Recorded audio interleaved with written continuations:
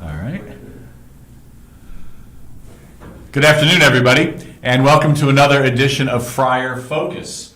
I'm Father Frank Savola, the guardian at St. Anthony's Shrine, and we're coming to you from downtown Boston, downtown Crossing. It's great to be with all of you again. And today our guest is Father Hugh Hines. Father Hugh holds many distinctions among the Franciscans here at St. Anthony's Shrine. Father Hugh has been here. You've been here about 10 years? 3 times, but 1 a year and then 2 10s. Oh, 1 a year and 2 10s. All right. 21 years in total spent here at St. Anthony's Shrine. He's also the only friar among us who is a college president. And he also holds the distinction of being the oldest friar in our community. Father Hugh will be 90 years old on Thursday. And we just came from a great evening at Siena College, where Father Hugh was the president a number of years ago, and still well loved and well remembered at that great school. And they had a great night for him, honoring him on his birthday. How was the night for you, Hugh? The night was great. Yeah. Yeah, it was a lot of fun. It was a lot of fun. Yeah, I saw a lot of students that I had years ago, and met a few of the new ones, and a couple of people that I had taught had come over, and some of the faculty were there. And it was a really nice evening and a nice afternoon where there was a little cake party in the afternoon in one of the buildings, and then the dinner was at the Friary. Yeah. So just to clarify, the students you had years ago that you saw, they're not still students. That's right. They got out. Yes, they graduated, and some of them were still wearing masks. So I really didn't know who they were for a while. Yeah. So can you tell us a little bit about your life as a friar? You've done a lot more than be president of Siena College. Yeah, I did a lot of things. Just jumping back, the other night I gave the talk to at this cake party, and I said it's always dangerous to have a man that's 90 years old talking about his life. So I'm not going to start when I'm 90. I'd like to start when I was in 12th grade in 1949, and my homeroom teachers, the public school, announced that the New York State Regents were giving scholarships for college, to go to college, and I think the main one was $500, and she said, "Why don't you apply?" And I said, "Well, my father has been in ill health, and I figured I'd graduate and try to get a job and help support the family." In the meantime, my dad died, and she asked me again, and she said, "You can't give me that excuse anymore." But she said, "Think of it this way: if you win the scholarship and go to Siena, you'll be getting a lot more money than just as a high school graduate." So I said, I'll try it. There's nothing to lose." And time went on, and I didn't hear anything at the time to graduation, and I went down. GE was looking for, obviously, a summer job in case I got the scholarship, but I did eventually get the scholarship, and I had applied to Siena College, and I was accepted there, and so I started there in the fall of 1950, and met the friars, and I enjoyed them. They were good teachers, and they were down to earth, and I had bought an old car, and it was $35. I was 18. The car was $15, and the $35 cost. Well, I was a friend of mine. I had the car, and a friend of mine who was a Siena student had a driver's license. So I said, "Well, let's do this. I'll drive, and you can. If we get stopped, you have the driver's license." And so I was parked behind what was then the new friary, and I would see the friars going in and out. And I never dreamed that someday that I would be named after me, or that I would be the president of the college. Well, I was accepted at the college was in the Catskills, and in those days you had to go to this college. You couldn't stay in your own college until you graduated. So they said, "You'll leave and go to the Catskills," which I did in the fall, and I really enjoyed it. So that's when you decided to join the Friars. Yeah. And you went to Calicut. Yeah, okay. That's when I joined the Friars. And I was there a couple years, and then we went into the novitiate, which was in Paterson, New Jersey, for a year, and then we went to Rye Beach in New Hampshire. That was the last 2 years of the seminary course, and then we went on to Washington and ordination. And I was ordained in 1960 at the age of 5, I might add. That's the year I was born, by the way. Rub it in. Then, after graduation, our first assignment was here at Art Street. It was called the Fifth Year Theology, and we'd have some classes, and then we'd do the work in the chapel and the shrine, mainly confessions and masses and the other things that were happening at that time. It was a whole different world. The church would be crowded even weekdays, and holy days of obligation. I don't know how many masses there were. On Sunday there were a load of masses. On some Sundays you just spend the whole day giving out communion. This is the old days where there were not Eucharistic ministers, and you'd just be going back and forth giving out communion the whole day. Your legs would start giving out by the end of the day. But it was different. One of the things I do remember when we first came here, if you, some of the older listeners or watchers may remember, a priest always wear hats. In the winter, big felt brown, black hats. In the summer, straw hats. Well, that summer, it came out that a lot of just regular hats were these white with these gray straw hats. And the four of us were walking around Boston when we first got here, and we were up on the way to see the State House, and we were in front of the Paulist, I think. And some lady came to us. We had Roman collars on, and she said, "Are you priests?" And we said, "Yes." And she said, "Well, why don't you wear the hats you should wear?" And it was kind of an old-time Bostonian, spoke from the hip. But it was a great year, and I had very pleasant memories of it. And then I went on. I was in a pastor. I wasn't a pastor. I was an assistant pastor in St. Bonaventure's church in Allegheny, New York. It was right near the campus of St. Bonaventure University, which I had attended. And I was there a few years, and then I went on to high school teaching, and I was there 4 years. And what I learned from that year, that this was not my calling. So then that was Timon, right? Timon High School in South Buffalo. High School in South Buffalo. It closed, not because of me, but the Friars left anyway. And then I went on to Siena. It was 1967, and I was teaching in the theology department. I was teaching scripture, and I really enjoyed it. And I lived in the dorm for the whole time I was there, and it was great in the dorm. You'd go over, and it was usually it was a boys' floor, but sometimes it could be a woman's. And but they were a lot of fun at night. You'd hear their stories and of class and their families and all these things. And I was there for a number of years, and then the president of the college asked me to be his assistant, and it came out of the blue. In fact, when he first asked me, I really laughed. I was so surprised. And I said, "Well, let me think it over." And I talked to a couple of people, and they said, "Why don't you try it? Nothing to lose." And I had that job. And then he decided, his 6 years were up. They had terms in those days. And he decided not that you could seek a third term.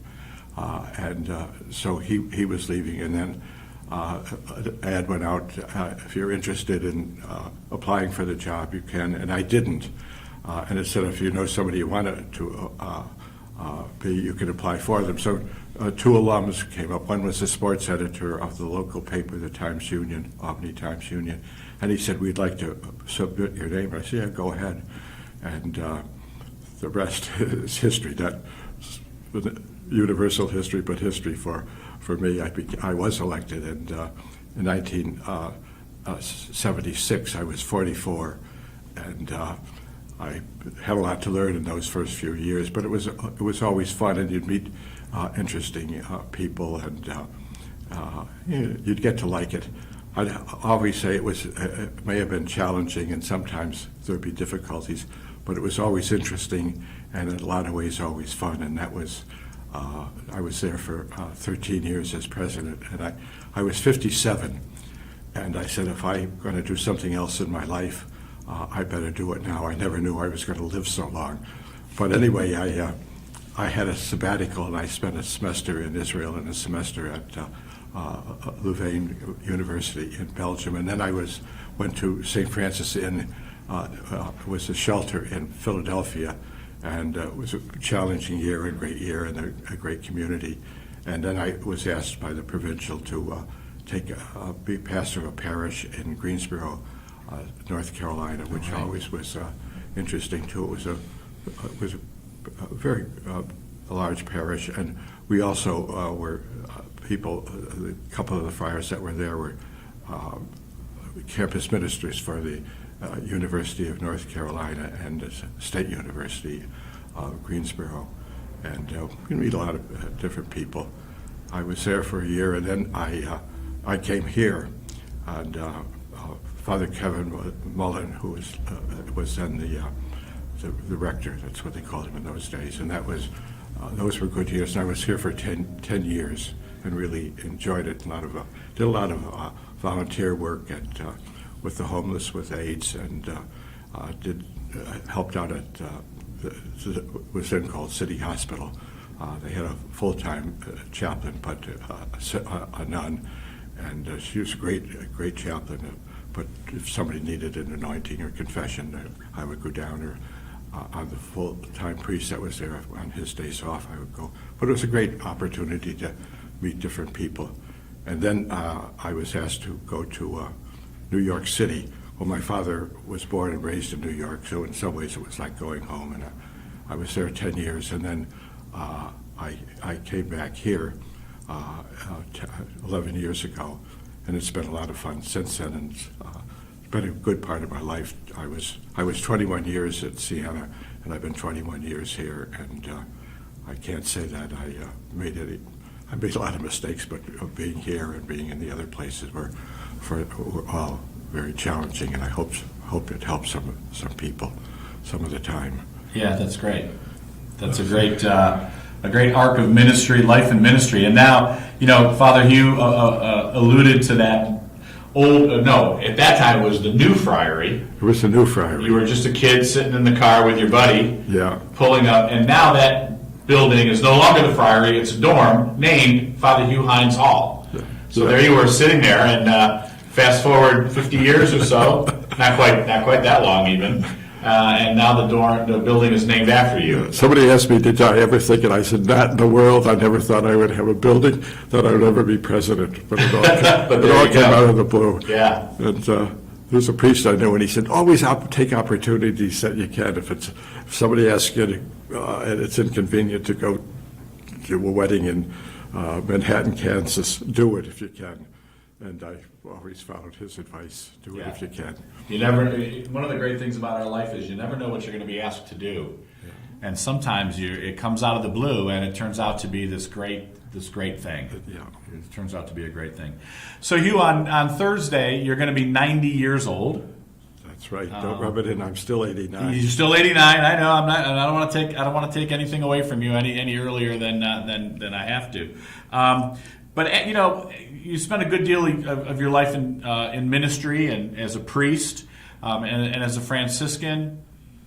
What would you say to our listeners about their spiritual life, especially as people get a little older?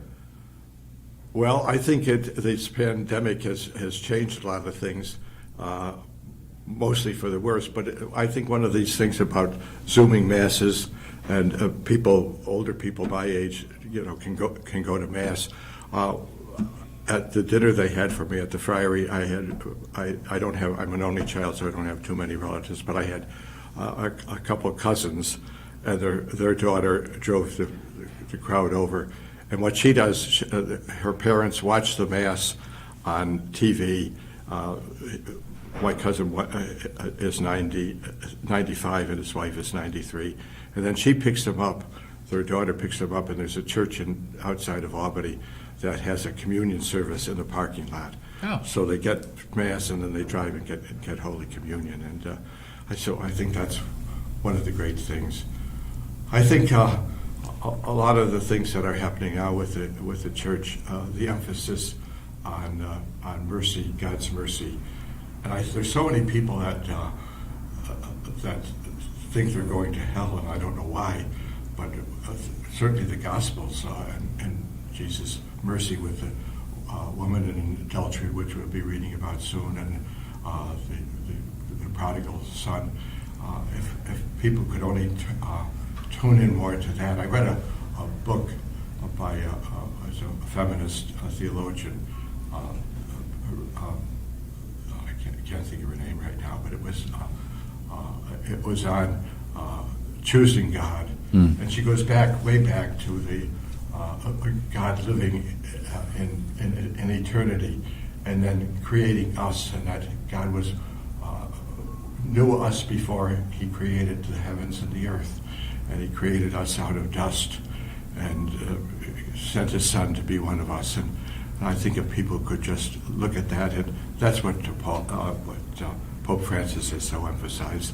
In fact, he one day he said, the book I'd like to write is the God of mercy. And I think that's helpful for people, that they are people. And I think emphasis on biblical study. You hear about Semitism, anti-Semitism, and racism, and both the first, the so-called Old Testament, just talk about, that's where Jesus really main teaches. They talk about the first commandment is loving God with all your heart, with all your soul, with all your mind, with all your body, and then Jesus repeats that, and it adds, and love your neighbor as yourself. These are all Old Testament teachings, and sometimes people forget that Jesus was a Jew, and that these were the hearts of his teachings. Even the teachings on the growth of the seed, he got that from some of the prophets. So these things, I think, can be helpful, and I think some of the emphasis on the church that Pope Francis made is the church trying to serve the margins. And I always appreciate when you see in the people in the West waiting to get in here, and it's always they're taken care of by a sisters group that houses them and tries to help them get entry into the country. I think that's a great thing that the church is doing now, and doing more. Places like Art Street. When I was here in 1960, there were no food pantries, or there was anything like that, and of course that's advanced so much in the world. In fact, it was, I guess, about 35 years ago that the Friar who was rector here, Louis Canino, borrowed money from the province and bought what is now the St. Francis House. St. Francis House. St. Francis Inn is Philadelphia. Yeah. But it's good that we're on that track, and that's so much of the ministry of Francis was towards the poor and the forgotten and the lonely. Yeah. So there's so much. I think we can do more. I'd like to do more, but my days are over. I think Not over yet. I think I mentioned that when I was 57. Well, I guess I've had 7 or 8 assignments since I was 57, and here I am, still plugging along. Still kicking. You know, that the whole notion of mercy in the church, it's really the bottom line of what the church is about and what we as Franciscans are about. And I think during this season of Lent, that's something that we can remember over and over again, that God is merciful. It also reminds me of a great little book that I read last Lent, and I got to pull it out again. I'm killing myself here trying to remember the title, but it was basically Mercy for Judas. Okay. And it was a wonderful book. It is a wonderful book, and I'll get it for the next time we get together and tell you what the exact title is. It comes from an ancient church in France where it shows Jesus carrying Judas on his shoulders like he carried the lost sheep, and they both have smiles on their face. And you know, we tend to think that, and we're going to hear it on Good Friday, that Judas is the ultimate traitor, you know. But even for Judas, there is mercy.